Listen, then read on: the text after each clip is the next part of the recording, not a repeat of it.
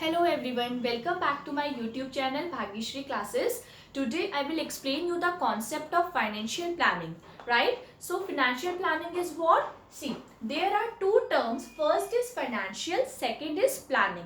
Planning is what? It simply means deciding in advance कि किसी भी चीज के बारे में आप पहले से एडवांस में डिसाइड करके चल रहे हो कि वो काम कैसे कैसे होगा. That is your planning, right? And what is financial? Financial means anything that is related to money matters. कोई भी चीज जिसमें मनी से रिलेटेड एक्टिविटीज परफॉर्म हो रही है, that is your financial. Right. So what is financial planning? That किसी भी बिजनेस ऑर्गेनाइजेशन में जो भी फिनेंशियल एक्टिविटीज परफॉर्म हो रही है उसको पहले से प्लान करके चलना, उसको पहले से डिसाइड करके चलना कि कैसे कैसे सारी फिनेंशियल एक्टिविटीज कंपनी परफॉर्म करेगी. That is your financial planning.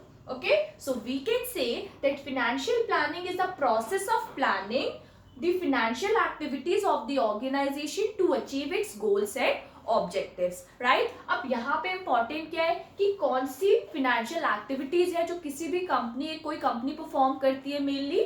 सी, तो सबसे important financial activity क्या है कि बिजनेस को रन करने के लिए कैपिटल रिक्वायर्ड है, मनी रिक्वायर्ड है, राइट. तो कितने फंड्स रिक्वायर्ड है किसी भी बिजनेस को अपने बिजनेस को स्मूथली रन करने के लिए. That is first financial activity की एस्टिमेटिंग द फंड्स रिक्वायरमेंट कि कितना पैसा कंपनी को रिक्वायर्ड है अपने एक्टिविटीज को स्मूथली रन करने के लिए. Okay. Second financial activity is what? Specifying the source of funds. भी वो जो मनी है वो फंड्स कहाँ से कंपनी अरेंज करेगी, कहाँ से पैसा आएगा. So that is what? Specifying the source of funds कि कंपनी डेट के थ्रू फंड्स रेज करेगी या इक्विटी के थ्रू रेज करेगी, right. Now third is what? अब वो जो पैसा है उसे कंपनी कहाँ कहाँ इन्वेस्ट करेगी. इट मीन्स कैसे उसे यूटिलाइज करेगी कि जो उससे रिटर्न मिले that will be maximum. Okay. So third क्या हो गया कि investing them in an optimum manner. So ये तीन फिनेंशियल एक्टिविटीज होती है जो मेनली किसी भी बिजनेस ऑर्गेनाइजेशन क्या करता है, परफॉर्म करता है. तो इन्हीं एक्टिविटीज को पहले से प्लान करके चलना, that is what? Financial planning. So we can also say it is a preparation of financial blueprints of an organization's future operation कि future में जो भी activities perform करनी है उसका एक financial blueprint prepare करके चलना. financial blueprint क्या होता है? एक plan, एक systematic plan. तो उस फाइनेंशियल प्लान को प्रिपेयर करके चलना, that is your financial planning, right. अभी एग्जांपल लेते हैं फिनेंशियल प्लानिंग का. जैसे कि कंपनी है उसे अपना एक फिनेंशियल प्लान प्रिपेयर करना है जिसमें कंपनी को ये एस्टिमेट करना है, ये डिसाइड करना है कि उन्हें नेक्स्ट 5 ईयर्स में कितनी सेल्स जनरेट होगी. उसका एक आइडिया उन्हें लगाना है कंपनी को. तो कंपनी क्या कर सकती है? सिंपली एक फिनेंशियल प्लान प्रिपेयर कर सकती है जिसमें वो क्या करेगी कि एस्टिमेटेड फाइनेंशियल स्टेटमेंट प्रिपेयर करेगी कि एक एस्टिमेट, एक आइडिया ले लेगी कि अगर ये फिनेंशियल स्टेटमेंट कंपनी की है, इतने इतने एक्सपेंसेस होंगे, इतनी रेवेन्यू जनरेट होगी, एक आइडिया. तो कंपनी को ऑन एन एवरेज कितना प्रॉफिट होगा और वी कैन से कंपनी को on an average during an year कितनी सेल्स कंपनी को जनरेट होगी. कंपनी उससे एक आइडिया लगा सकती है, राइट. उसके बेसिस पे कंपनी ये डिसाइड कर सकती है कि अगर इतनी सेल्स कंपनी को ड्यूरिंग एन ईयर चाहिए तो उसके लिए कितनी कंपनी को कैपिटल रिक्वायर्ड होगी, राइट. फिर वो कैपिटल कहाँ से कंपनी अरेंज करेगी, कौन से रीजनेबल सोर्सेज है जिसको कंपनी फॉलो करेगी, जिसको कंपनी यूज करेगी. सो ये क्या है? एक फिनेंशियल प्लान है जो कंपनी एक डिसाइड कर सकती है, एक प्रिपेयर कर सकती है पहले से एडवांस में, right. So this is what? Financial planning. अब यहाँ पे सेकेंड टॉपिक है कि financial planning involves both long term and short term planning.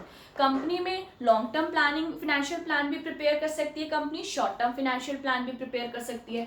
Long term financial planning में क्या होगा कि कंपनी जो भी प्लान बना रही है financial plan, that will B for longer period of time, that is for 3 to 5 year और मोर देन इट. ठीक है, एक प्लान बना लिया है 3 से 5 साल का जिसमें इसमें बेसिकली कंपनी कौन से चीज़ों पे प्लान करती है, लाइक आपके कहाँ कंपनी को कौन सा कैपिटल एक्सपेंडिचर करना है. इट मीन्स कहाँ पे कंपनी को लॉन्ग टर्म इन्वेस्टमेंट करना है जहाँ जो कंपनी के लिए एक तरीके से लॉन्ग टर्म बेसिस पे बेनिफिशियल रहेंगे. Okay. And short term planning में क्या सकता है कि जो भी कंपनी फाइनेंशियल प्लान बना रही है that will B for a shorter period of time, it means 1 year और लेस देन इट। अब इसमें आपकी कंपनी जैसे बजट्स प्रिपेयर कर रही है, कंपनी ने अपना कैश बजट प्रिपेयर कर लिया, कंपनी ने सेल्स बजट बना लिया, तो कंपनी क्या है, को एक आइडिया मिल जाएगा कि कंपनी कैसे कैसे उस फाइनेंशियल प्लान को फॉलो करके एक्चुअल परफॉर्मेंस कर सकती है, राइट। तो it will help the company to achieve its goals and objectives, right.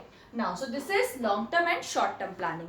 Next topic is what, objective of financial planning, कि मेन ऑब्जेक्टिव होता क्या है, कंपनी क्यों फाइनेंशियल प्लानिंग करके चलती है। So first objective is what, to ensure availability of funds whenever required. सबसे important objective है कि कंपनी इसलिए फाइनेंशियल प्लानिंग करके चलती है क्योंकि कंपनी को आइडिया मिल जाए कि कंपनी को कितना फंड्स रिक्वायर्ड है, सही एक करेक्ट टाइम पे कंपनी के पास कितना फंड्स अवेलेबल होना चाहिए जिससे कंपनी को अपना बिजनेस रन करने में कोई डिफिकल्टी ना हो। इट मीन्स कंपनी के पास इतना पैसा हो कि कंपनी इजीली अपनी डे टू डे रिक्वायरमेंट को मीट कर सके, और साथ के साथ अगर कहीं इन्वेस्टमेंट करना है तो उसके लिए कंपनी के पास फंड्स अवेलेबल हो, अपने डेट को पे करना है उसके लिए फंड्स अवेलेबल हो। तो मतलब कंपनी के पास एक सही टाइम पे कितना सही अमाउंट ऑफ फंड्स होना चाहिए, that is the first objective of financial planning, right? Now second is what, to ensure unnecessary finances not raised। financial planning इसलिए भी कंपनी करके चलती है कि कंपनी के पास एक टाइम पे unnecessary funds ना अवेलेबल हो। unnecessary funds से मीन्स ना ही ज्यादा फंड्स हो कंपनी के पास, it means excess of funds भी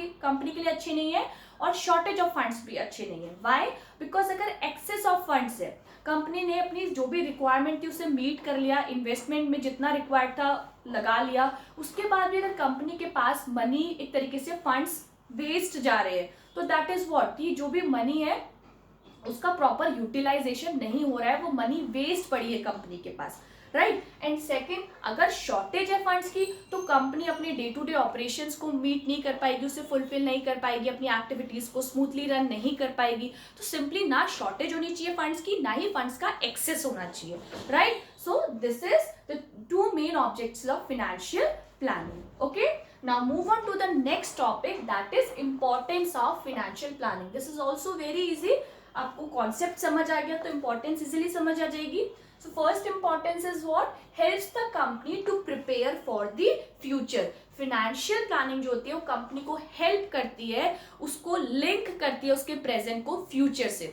वाई, सी बिकॉज प्लानिंग में क्या है, एडवांस में कंपनी ने डिसाइड करके चलती है कि अगर ये एक टारगेट अचीव करना है उसके लिए ऐसे ऐसे काम को परफॉर्म, ऐसे ऐसे एक्टिविटीज परफॉर्म होनी चाहिए, इतना फंड्स रिक्वायर्ड है, राइट। तो सिंपली है, अगर हम उस काम को उस प्लान के अकॉर्डिंग फॉलो कर रहे हैं, एक्टिविटी उस काम के अकॉर्डिंग फॉलो हो रही है, तो फ्यूचर में हेल्प मिलेगा, राइट। जो हमारा टारगेट है, जो गोल्स है वो इजीली अचीव हो सकेंगे। तो simply it helps the company to prepare for the future. Second point is what, helps in avoiding business shocks and surprises.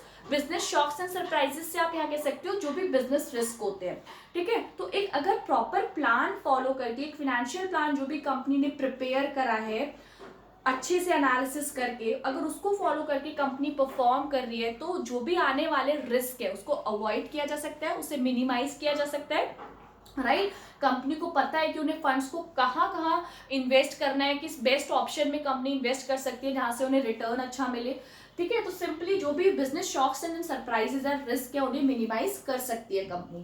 Third है आपका, ensures coordination between various functions by clear policies and procedures.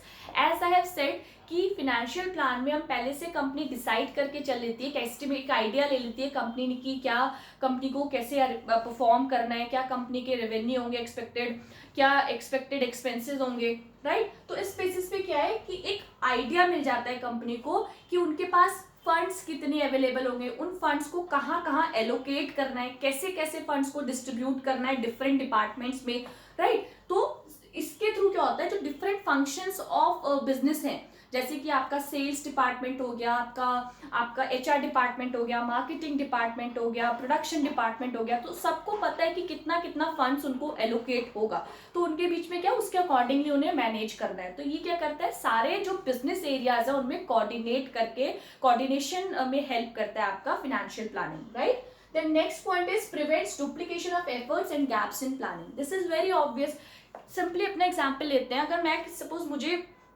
मेरे पास 5 subjects हैं, मुझे daily उन्हें study करना है और मैं I am following a time table, एक टाइम टेबल मैं फॉलो कर रही हूँ जिसमें मंडे में मुझे इंग्लिश पढ़ना है, ट्यूसडे को मुझे मैथ्स को देना है, ठीक है, वेंसडे बिजनेस स्टडी देना है। तो सिंपली क्या है कि मुझे पता है मुझे किस दिन कितने आवर्स किस सब्जेक्ट को देने हैं, राइट। तो इससे क्या होगा, it will reduces the chances of duplication of efforts, कि किसी भी काम को मैं दोबारा नहीं करूंगी।